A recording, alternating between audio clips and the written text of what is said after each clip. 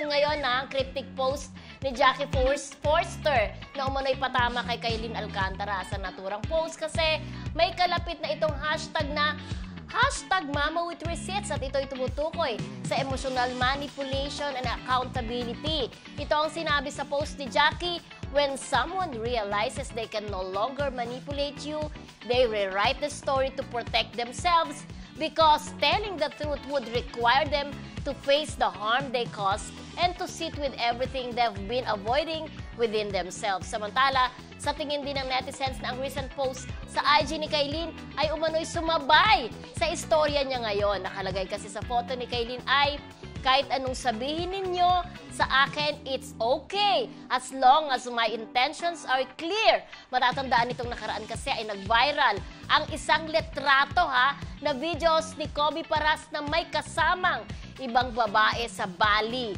Kaya umahugong din ang intrigang talagang hiwalay na raw sila ng aktres. Anong say nyo? Diba? Napabalita kasi first week pa raw talaga daw ng April nag-break. Actually, nung nag-break daw, pinipilit pang ayusin.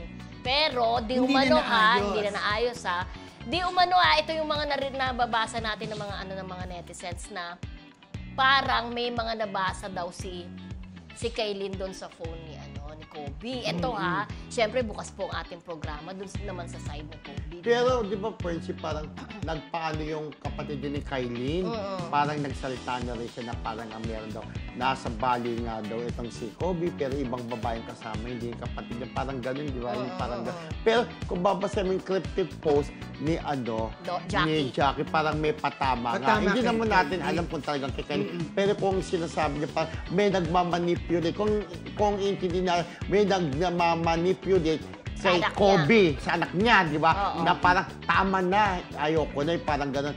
Kailangan na sumagot sa pero si Kylie parang may sagot din siya, di ba? Parang sinasabi niya. Pero yung #MamaWithReceipts, may parang may resibo, katibayan diba? siya. Parang Lenny, di ba?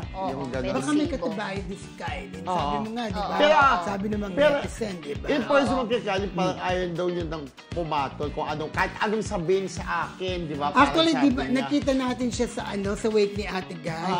Inahabol namin, talaga nagmamadali siya. Makakita ng mga reporter.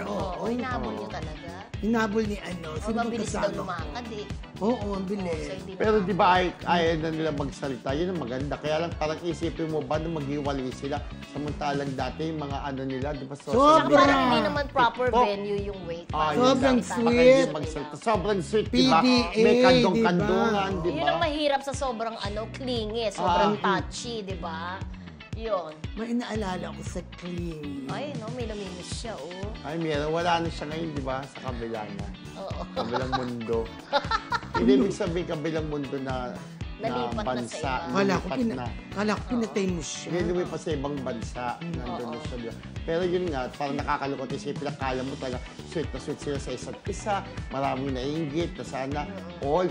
Pero yun nga, napunta rin pala sa wala yung relasyon. Although wala pa rin pag-amay. Pag-amin, di ba? Hindi ko ba nasabi dito sa show natin na hindi magtatagal, di ba? Parang may nasabi akong gano'n. Correct. Kasi si Kobe ang gwapo-gwapo, di ba? Ang dami-dami mga babae dyan. Talaga magkakagusto. Correct. Parang ano yan. Napakaganda ng mukha, So naniniwala ka na may third party on his part? Parang.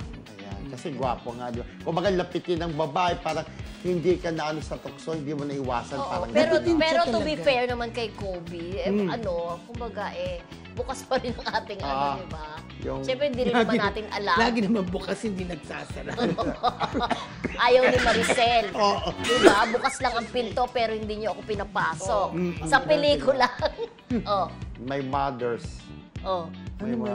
Yung yung mother's in his mother's eyes. Diba ang gano'n ang pelikula kay L.A. Lagi nga nakabukas ang gate niya pero hindi niyo ako pinapasok. Akala ko lagi nakabukas ang karinderya. Si Dina Bonovich at si Ate B. Vilma Santos naman yun.